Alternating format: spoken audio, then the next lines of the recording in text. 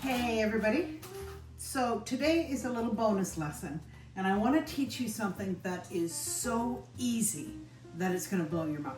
And it's one of these things that you hear a lot of people say, oh, do you have a great recipe for this? Oh, you know, it's so hard. I have this secret. It's dead simple. It's so much easier than people can imagine that it is my pleasure to share it with you on a beautiful sunny summer day. What I'm going to teach you how to make today is ribs. Plain old, delicious ribs. And there's a million variations to ribs, right? People use different sauces, different rubs. They slow cook it, they boil it. And I used to always boil my ribs to tenderize them, to cook them so that they're really tender, and then put them on the barbecue. The thing about ribs is that they're tough. So you have to cook them very slowly on the bone with moisture, and that dissolves the connective tissues and it adds flavor and tenderness. So what you do is you slow cook your ribs and then just finish them off on the barbecue or under the broiler with a little bit of barbecue sauce to caramelize the barbecue sauce. Now, like I said, there's a million different people doing a million different things, but I guarantee you that this method will succeed every time if you follow my directions, and in no time flat, you can be a maestro of ribs. So let's start out with the ingredients. We need ribs and we need a rub. Now, this is a rub that we have made from a barbecue cookbook. So it's got, well, I'm looking at it, it probably has, you know, garlic powder, maybe onion powder, salt, pepper, chili powder, paprika, those type of things. If you need a rub, pop it in the comments and I will happily share a rub recipe.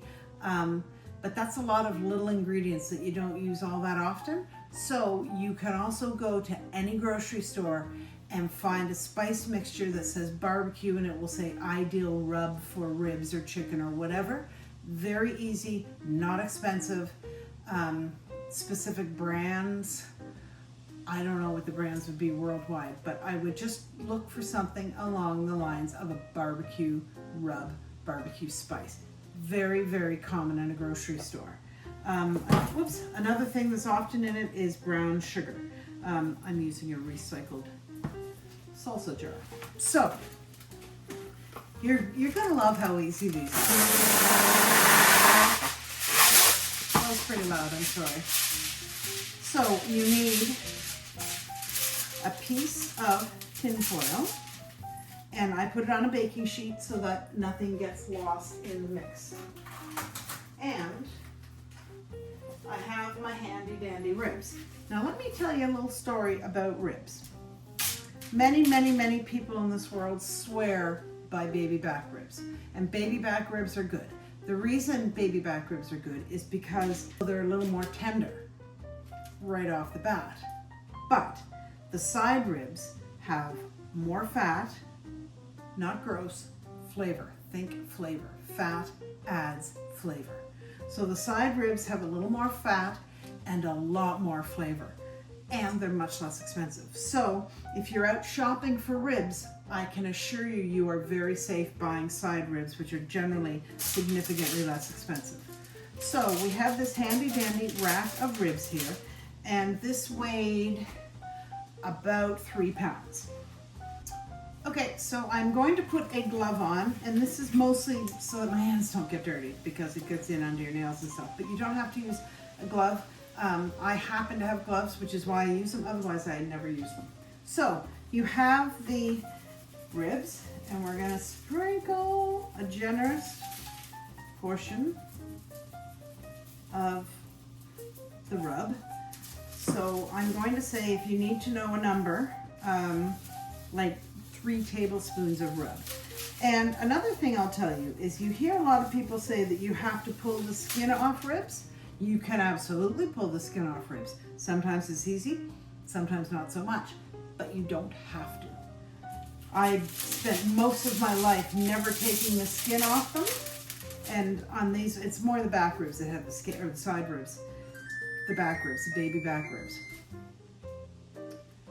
Mostly the baby back ribs are the ones that have the skin, but you do not need to take the skin off.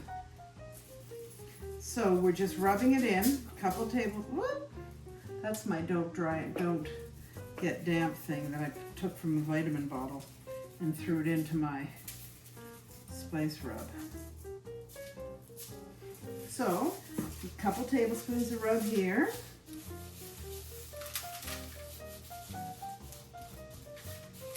There we go. And that's it. So the next step is that I wrap it and seal it. So we want to make sure that we're not worried about the juice getting like out and about. We're worried about the moisture, right? I mean, the juice is obviously the moisture, but we're not worried about juice leaking out. We just want to make sure we keep as much moisture in as we can. So I'm making this into a nice tight bundle. And it's always good to do it right on the cookie sheet because sometimes the bones can pierce the foil. Then it doesn't keep as much moisture in, right? So you really want to keep the moisture in. So remember I said that I used to boil my ribs, and that was to keep, to put the moisture in to make sure they stayed moist. This does the same thing. This makes an airtight packet and it keeps the moisture in as it cooks. So that's all we've done for now. I've got the oven on 300 degrees and I'm going to cook this in the oven for about 2.5 or 3 hours, low and slow. And you'll be able to tell when it's done when you bring it out, and you can prick it easily with the point of a knife. So I'm going to put it in and I will come back to you in about 2.5 or 3 hours and we'll check on them.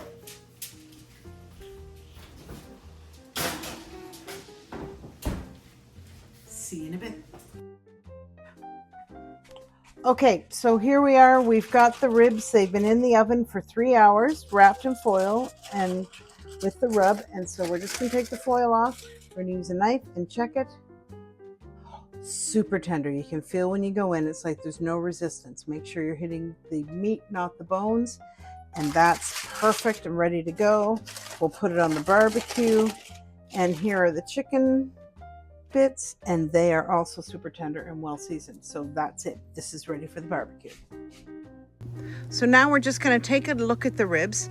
We just took them as they were out of the foil, placed them on the barbecue, and just covered them with barbecue sauce, just a thin coating. Then we brown it a bit and flip it over. So that imparts the smoky flavor, caramelizes the barbecue sauce on the chicken and ribs. That's all it takes. How long on the barbecue, Billy? Maybe 10 minutes on low. 10 minutes maximum on low, and you can also do this under the broiler.